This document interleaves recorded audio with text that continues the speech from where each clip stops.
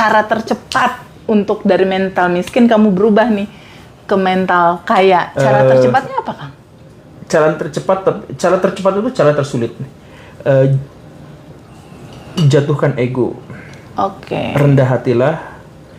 Bahkan kalau mungkin rendah diri pada bagian tertentu, misalkan pada ilmu gitu ya. Jadi gini, seorang profesor itu kalau dengar berita informasi dari seorang S1, S2, dia tuh suka ngeremehin. Padahal di situ mungkin adalah ilmu pengetahuan yang dia butuhkan. Iya. Nah, kan gitu kan. Jadi kalau ego kita direndahkan, kemudian kita ketemu sama S1, oh ya, kan kita bisa menyaring dengan logika kita ya.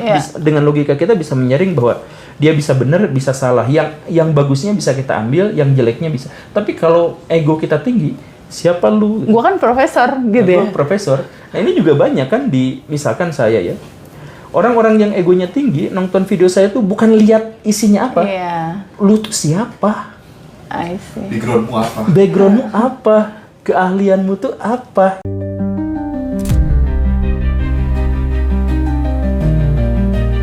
Enlightenment seorang Nabi Muhammad ini kaitannya ternyata sama kemanusiaan gitu. Nah, perjalanan cerita itu sampai di dunia dewasanya itu udah masuk pelajaran filsafat, Indra. Spektrum ateis itu beda, dari mulai ateis yang paling santai sampai ateis yang paling radikal juga ada.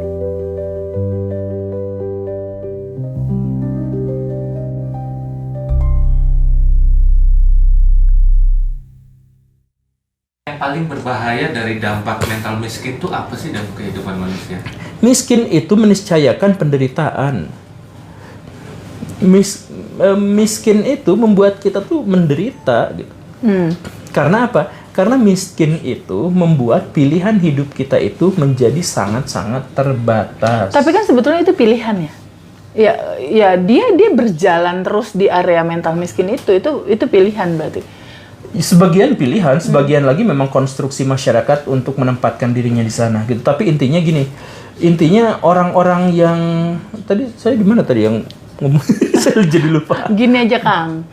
Tadi kan kita udah tahu tuh ciri-ciri mental miskin seperti itu, mental kaya seperti itu.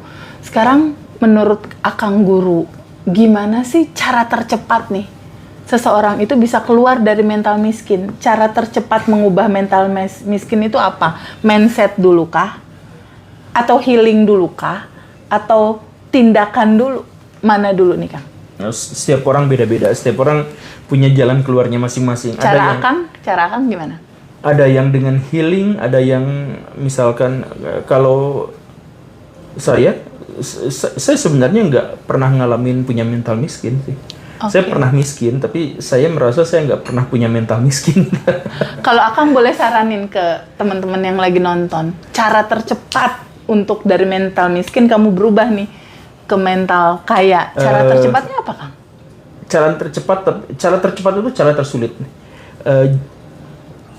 Jatuhkan ego. Rendah hatilah.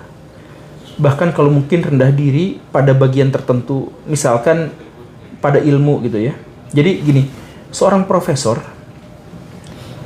itu kalau dengar berita informasi dari seorang S1, S2, dia tuh suka ngeremehin. Padahal di situ mungkin adalah ilmu pengetahuan yang dia butuhkan. Iya. Nah, kan gitu kan. Jadi kalau ego kita direndahkan, kemudian kita ketemu sama S1, oh ya, kan kita bisa menyaring dengan logika kita ya. Dengan logika kita bisa menyaring bahwa dia bisa benar, bisa salah. Yang bagusnya bisa kita ambil, yang jeleknya bisa. Tapi kalau ego kita tinggi, siapa lu? Gua kan profesor gitu ya. Profesor. Nah, ini juga banyak kan misalkan saya ya. Orang-orang yang egonya tinggi nonton video saya tuh bukan lihat isinya apa. Lu tuh siapa? I see. Backgroundmu apa? Backgroundmu apa? Keahlianmu tuh apa? Gitu. Dasar gembul gemar ngibul. Gitu ya. Nah, kalau itu mah biasa. Nah, itu mereka tuh akan fokus pada hal-hal yang begitu gitu. Karena apa? Karena memang ego mereka itu terlalu tinggi gitu. Nah, jadi kalau mau mental kaya, pas kita salah, kita akui salah, pas kita jatuh, kita akui jatuh, pas kita lagi lemah, kita akui lemah, dan kita butuh bantuan orang lain. menyebutkan bahwa kita butuh bantuan orang lain itu kan sama sekali tidak merendahkan ego kita. Gitu. Iya. Dan yang lebih parahnya lagi adalah orang-orang yang mentalnya lemah, orang yang mentalnya miskin, itu biasanya akan kehilangan solusi dari setiap masalahnya karena dia mendapatkan solusi imajiner yang menenangkan, yaitu apa? Teori konspirasi. Jadi, teori konspirasi itu menenangkan jiwa kita. Misal, kenapa ya Indonesia bangkrut terus? Jawabannya sebenarnya adalah karena sumber daya manusia kita jelek. Sesederhana itu kan? Ya. Tapi kalau di tangan teori konspirasi, ini gara-gara elit global, gara-gara Israel, Yahudi laknatullah alaih, kita bikin Panjang jadi betul yang seperti laknatullah, ya. ini gitu. Ya gitu kan? Jadi akhirnya apa? Kita nggak menemukan solusi kecuali Iya. kita demo ke kedutaan Amerika Serikat untuk menghukum Israel. Sebatas itu. Padahal kalau kita miskin nih, kita miskin. Ya udah, kita berusaha. Kita pakai otak, kita pakai raga kita untuk berusaha jadi lebih baik. Udah, itu solusinya kan? Itu Dan yang solusinya. tadi itu egonya diturunin dulu. Ya, egonya kalau misalnya diturunin. ada apa-apa. Tapi kalau egonya tinggi, gak mungkin saya miskin kayak gini tuh. Ini pasti konspirasi pemerintah kita yang melakukan. Pemerintah tuh salah. Ya anggaplah salah gitu. Tapi sejak kapan kita harus berharap pada pemerintah? Jatuh bangunnya kita tuh nih. Waktu teman saya tuh tukang dagang bakso. Ya. Sejak zaman SBY dia dagang bakso. Ganti pemerintah Jokowi dia tetap dagang bakso. Terus sekarang ganti Prabowo dia masih juga dagang bakso gitu. Artinya apa? Artinya pemerintah kita tuh nggak akan mengubah apapun. Yang mengubah tuh ya kita gitu. Nah, Dia jadi kalau sendiri. pemerintah gagal untuk mengubah apapun, di satu sisi kita nyalah-nyalahin, tapi di sisi lain ya kita masih ada di situ juga gitu. Jadi ya nggak usah kayak gitu. Jadi mendingan perbaiki diri kita secara habis-habisan dan abaikan jawaban-jawaban yang menenangkan jiwa kita.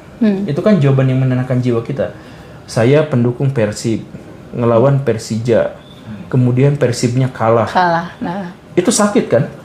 Yang paling enak untuk menenangkan jiwa kita tuh apa? Salahin wasitnya. Itu wasitnya nggak adil. Itu tuh jiwa kita tuh tenang gitu. Tapi kan kita nggak dapat solusi. Kalau mau solusi, oh berarti kita harus berlatih lebih keras. Oh berarti ada beberapa pemain yang harus dievaluasi. Oh berarti lini tengah kita begini. Oh manajemen kita. Itu kan jadi solusi. Tapi kalau ego kita ketinggian, nggak mungkin Persib menang kayak gini. Persib kalah kayak gini tuh ini pasti wasit ini udah wasit kop. Ya ngomongnya gitu kan. Nggak adil gitu misalnya wasitnya. Nggak, ya jadi panjang deh ya. kayak gitu. Mafia. Ya. Ya, sekali lagi ya, mafia tuh ada, berperan dan sangat kuat. Kemudian orang koruptor juga ada dan sebagainya. Tapi kita tuh gak bisa nyalahin setan atas kejahatan yang kita lakukan. Kan ada tuh orang Jawa. Tapi itu berlaku juga loh. Misalnya buat pedagang cilok, batagor, ini kok sepi nih. Jangan-jangan karena ini nih ngambil pesugihan. Kayak gitu kan. Iya, mental miskin tuh kayak gitu. Dulu pesugihan itu tuh warisan asli Nusantara. Oke. Tapi dia difitnah. Gambarnya gimana tuh Kang Guru? Difitnah dia. Difitnah. Jadi pesugihan itu sebenarnya adalah cara ulama-ulama dan tokoh-tokoh terkemuka masyarakat Indonesia zaman dulu untuk menjauhkan masyarakat dari kemusyrikan dan dari logika mistik. Iya. Itu caranya. Jadi gini misalnya ya. Contoh. Pesugihan kita pengen melihara tuyul. Oke. Oke. Syaratnya tapak tidak boleh tidur selama 3 hari 3 malam dan harus duduk di sini, makan, minum, ngobrol boleh tapi jangan tidur. Itu susah banget sih. Itu susah banget. Jadi sengaja dipersulit. Jadi orang-orang zaman dulu tuh bikin peraturan yang tidak bisa kita penuhi. Yang nggak mungkin dia Yang bisa nggak lakukan. mungkin dilakukan. Terus dikasih, nanti kalau kamu mau melihara atau ngobrol sama buta, kamu harus ngebunuh orang paling dekat dengan kamu untuk dijadikan tumbal dan sebagainya. Jadi sebenarnya cara-cara itu adalah cara agar orang-orang kita tuh gak melakukan itu. Karena syaratnya sulit. Karena syaratnya emang sulit. Siapa orang yang harus duduk begini terus 3 hari 3 malam tanpa ini? Kan ada tetangga saya yang kayak gitu. Terus pas gini sedikit, Nah, tuh jadi Batal. syaratnya udah batal ya, kamu nggak bisa itu. Jadi sebenarnya dicari batalnya. Dicari kan ada yang dikubur 40 hari 40 malam gitu ya. Iya benar, Ya, itu akhirnya- unik-unik. Ya, dan jadi sebenarnya dulu ya alim ulama kita, kemudian tokoh-tokoh spiritual kita itu tuh ngelihat bahwa orang Indonesia tuh kok yang dulu ya pengen kaya tapi pengen jalan menerabas praktis. Ya udah kasih aja syaratnya, kalau buta hijau ini pasangan kamu nanti harus berhubungan sama ini, kemudian nanti anaknya jadi gini, nanti anaknya kamu tenggelamkan ke sungai ini, begitu kan? Iya, Ya bla bla bla. Ya siapa yang tega gitu. Tapi itu memang awalnya dibuat untuk itu. Nah, tapi sekarang pesugihan yang semacam itu tuh malah dipraktekin beneran gitu. Malah dijalanin bener-bener malah gitu ya. dijalanin beneran yang seperti itu tuh. Jadi Terus Kang Guru, gimana caranya ketika banyak orang punya mental miskin, terus gimana saran Kang Guru untuk pada akhirnya mereka bisa mengupgrade diri mereka dari mode mental miskin jadi mode abundance gitu. Sistem Itu pendidikan. caranya gimana? Sistem pendidikan. ya kalau jadi secara pribadi tadi kalau yang mau cepat gitu ya, yang mau cepat itu berarti kita harus turunkan ego. Tetapi kalau untuk yang lebih sistematis ya kita harus bikin sistem pendidikan yang mengedepankan rasio dan mental yang positif. Jadi mental-mental masyarakat, kamu tidak bisa belajar tanpa guru ini, kamu tidak bisa dapat berkah tanpa guru itu. Nah, itu hindarkan yang seperti itu. Dan mereka hanya akan mencetak generasi-generasi juga yang kurang, ya kalaupun ada 1-2 di antara mereka yang sukses, ya 1-2 di antara ribuan gitu kan. Iya. Nah, hindarkan yang seperti itu. Jadi orang-orang Amerika Serikat, orang-orang Barat dalam dunia pendidikan itu terkenal dengan apa coba? Terkenal dengan kamu bisa mengubah diri kamu sendiri. Takdir tuh ada di tangan kamu sendiri. Jadi dengan atau tanpa saya sebagai guru di sini, kamu bisa kok jadi orang hebat, jadi orang sukses. Coba raih sendiri kemampuan kamu. Kan gitu kan? Iya, Ya, makanya bagus mereka maju. dong. Bagus itu. Ya makanya mereka Iya. maju. Nah, di sini kalian tuh gak ada apa-apanya tanpa guru. Kalian tuh gak iya bisa bener. apa-apa tanpa Jauh guru. ya. Kebalik. Jauh ya. Ya akhirnya gurunya yang naik mercy, mereka yang ya tetap fakir miskin selamanya. Nah, kalau seseorang itu dari mental miskin pengen masuk ke mode mental abundant, tapi lingkungannya toksik, lingkungannya pesimis, terus apa yang harus dilakukan sama seseorang ini? Ada beberapa orang yang sanggup untuk bertahan di lingkungan seperti itu. Ada beberapa orang. Ya bahasa paling kasarnya 2% orang sanggup bertahan di situ. Sebagian kecil berarti ya? Nah, ya 2%. Tapi sisanya dia akan tenggelam bersama kehidupan Dengan itu. situasi itu. Terus gimana caranya? Nah, Kalau jadi- guru gembul sendiri ada dalam posisi itu, apa yang dilakukan? Saya ada di posisi itu. So what should I do? Saya tuh ada di posisi dulu waktu kecil tuh diajarin untuk jadi fakir miskin. Oh, Iya, diajarin untuk jadi fakir miskin. Jadi sejak kecil tuh bukan oleh orang tua saya tapi oleh lingkungan sekitar saya.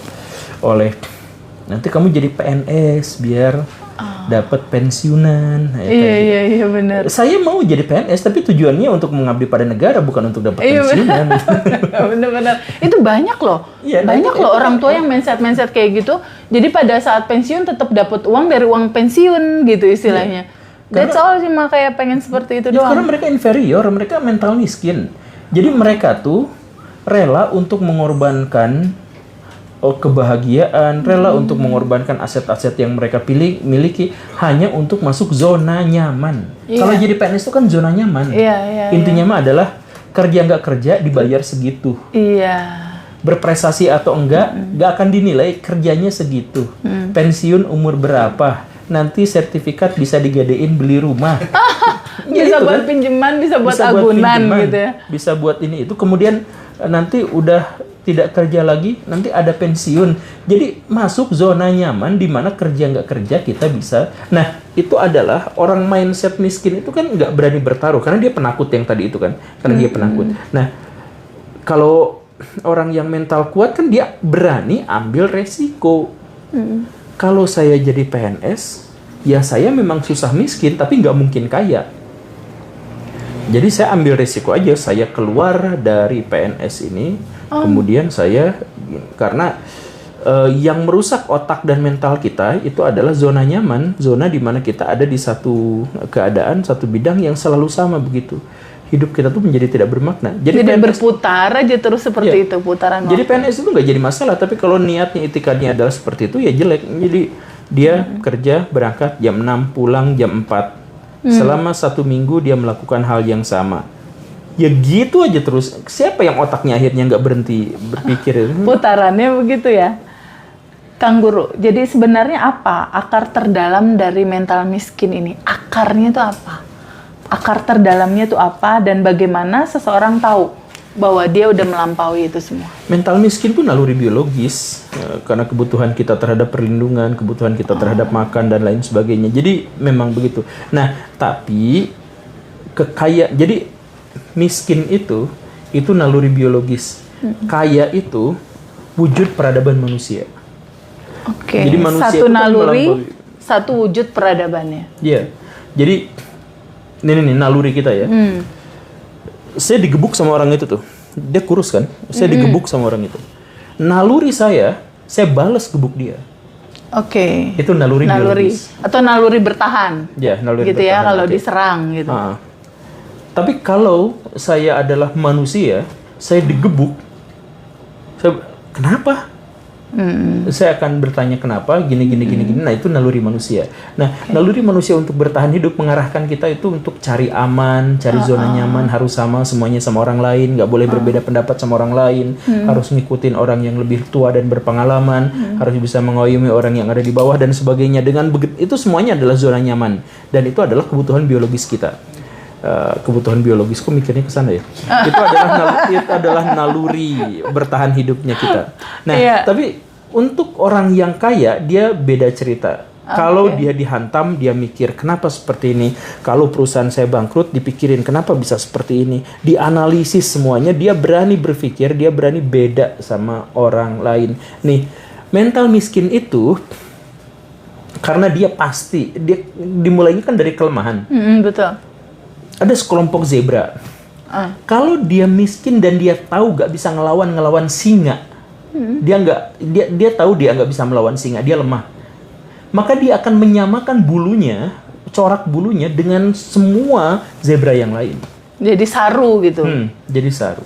Tapi ketika dia kuat, dia bisa melawan, dia akan berani menampilkan diri yang berbeda. Dirinya sendiri gitu. Dirinya sendiri. Makanya mental miskin itu selalu pengen jadi bagian dari publik, dari masyarakat seperti yang tadi itu, dan menyamarkan diri di sana. Sedangkan orang yang kaya justru sebaliknya, dia berani tampil beda karena dia tahu dia bisa melawan singa. Dia berani tampil beda karena dia tidak ketergantungan sama kelompok besarnya. Dia hidup sebagai seorang penyendiri. Kalau sukses, dia akan ngajak orang-orang menjadi kelompoknya. Semua orang harus mengikuti apa yang dia mau. Tapi kalau dia gagal, dia tetap akan sendirian, tapi di luar kelompok. Jadi dia sebagai visioner, bukan followers gitu ya? Follower itu ya. Follower mental miskin, berarti kan? Dia masuk ke alur yang udah kebanyakan. Iya. Tapi berarti si mental kaya ini nilai kebermanfaatannya kuat di hati dia ya, untuk bisa apa yang dia punya dibagiin lagi gitu kan? Iya, memang. Jadi mental kaya itu kan seperti itu. Mental kaya itu dia berbagi, dia ngasih. Dia punya pabrik 1.000 karyawan. 1.000 karyawan itu yang dia ngasih kerjaan ke dia. Sedangkan mental miskin, Pak, saya nggak punya kerjaan, tolong kasih saya, gitu kan? Nah, itu. So, jadi teman-teman tuh udah mulai bisa kelihatan dan tahu nih perbedaan antara mental miskin sama mental kaya. Berarti dia tidak terletak pada berapa uang yang didapat sama dua orang ini. Ketika misalnya ini dia punya mental miskin, dia dapat uang 100 juta. Ketika dia tidak bisa mengelolanya dan lain-lain, mentalnya miskin. Tapi ketika ini ada seseorang, dia punya mental kaya, dia dapat pendapatan 10 juta misalnya. Tapi mental dia kaya. Nah, bagaimana dia menghargai uang, bagaimana dia bisa mengelolanya, bagaimana pada akhirnya si uang ini bisa jadi nilai manfaat buat dia. Kan berarti bukan dilihat dari berapa value yang didapat kan? Iya. Bener nggak? Tapi bagaimana sikap mental di kedua orang ini? Tapi gitu ya? menariknya meskipun uangnya guru gembul udah banyak, kemana-mana nge-grab, ya. Sandalnya sandal biasa, harganya jual-jual lihat itu. Asik-asik aja ya, karena kan dia udah bahagia sama diri dia. Masalahnya kan itu.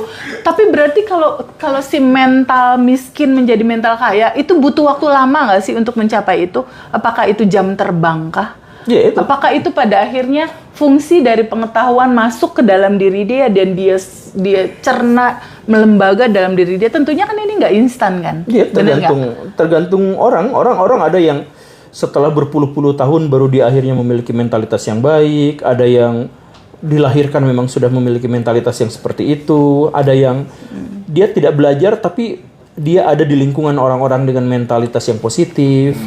Ada banyak sekali. Jadi kita nggak bisa pukul rata, tapi semua orang bisa berubah, semua orang bisa belajar, dan semua orang bisa memetik manfaat dari perubahan yang dia lakukan.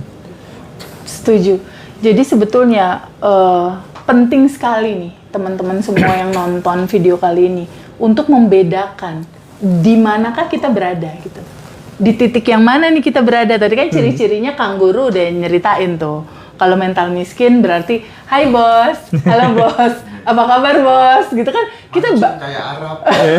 kita kan banyak tuh mendapati orang-orang yang kayaknya memujinya is too much gitu, terlalu berlebihan muji orang. Kita berlebihan karena kita inferior. Kita tuh ke orang yang lebih atas tuh gini. Itu gitu kan? efek juga kalau siwaknya Habib Bahar dibuka di harga 1 juta. Ya itu sistematis. Jadi mereka kelompok-kelompok habaib yang nakal-nakal, bukan Habib yang baik, tapi Habib yang nakal-nakal itu sistematis membodohkan masyarakat. Itu membodohkan mereka tuh, yaitu ajarin mereka tuh selalu sama. Pertama, kalian tuh gak bisa apa-apa tanpa kami. Kalian tuh gak akan masuk surga tanpa kami. Kalian tuh gak. Ya itu yang diajarkan sistematis. Oke. Jadi kalau sudah sistematis, sudah ada kurikulumnya bahkan. Iya, berarti pendidikannya yang harus diubah. Kan menghasilkan manusia-manusia yang bodoh. Iya. Peci 5 juta, serban 5 juta. Dan mengubah orang bodoh itu sulitnya luar biasa. Karena egonya tinggi kan. Jadi tapi semoga dengan seperti ini, Mas Hendra, Kang Guru, masyarakat bisa jadi buka mata buka telinga gitu untuk mengetahui mereka di dalam posisi seperti apa, karena kan kelihatan tuh ciri-cirinya barusan masyarakat dari behaviornya mereka berubah, opini mereka sekarang tuh udah banyak bergeser. Nah, tapi pionirnya, kayak saya, ini yang dihujatnya. Iya. Tapi gak apa-apa, karena idenya yang jelas tuh udah mengubah Indonesia menjadi lebih kritis, lebih skeptis gitu. Itu saya pikir udah satu yang baik. Tinggal saya nanti ngambil manfaatnya aja. Tapi nanti mungkin masih lama. Tapi intinya adalah masyarakat kita alhamdulillah sekarang tuh sudah menjadi lebih kritis, lebih skeptis, lebih berani menyuarakan pendapatnya. Walaupun kadang-kadang berlebihan, tapi ini sebagai proses bagian dari pembelajaran, saya pikir ini sudah bagus sih. Iya, betul. Siapa yang nggak tahu, nggak ada orang berani ini yang mengkritisi Habib Lutfi kan waktu itu pada gini semuanya guru kumpul datang, wow. Istilahnya mah guru gembul datang membawa nyawa cadangan 10 gitu kan. Terserah mau dihujat, diomongin gimana, yang penting aku menyuarakan kebenaran. Istilahnya gitu kan. Sendiri ya? Oke. Aku juga baru tahu guru gembul tuh waktu itu dari suamiku. Suamiku tuh nonton juga waktu itu, sempat. Saya juga nonton suami. Iya, makanya. Terus diceritain, oh iya seru juga ini ya Pak Guru, kata aku gitu. Ternyata orang Bandung gitu. Jadi demikian Mas Hendra yang bisa kita obrolin seru sama Kang Guru Gembul ya, karena ini di Bandung jadi semua aku panggil Akang gitu. Kita tadi mulai membahas dari mulai Sumatera, Aceh, cerita tentang banyak hal, pejabat, warna-warni. Nama juga keluar di situ sampai akhirnya berujung ke cerita mental miskin dan mental kaya secara mental ya. Jadi semoga ini bisa menjadi manfaat buat teman-teman yang nonton untuk melihat aku ada di mana ya, atau tahu-tahu ups, kok aku banyak ciri-ciri di mental miskin ya gitu kan.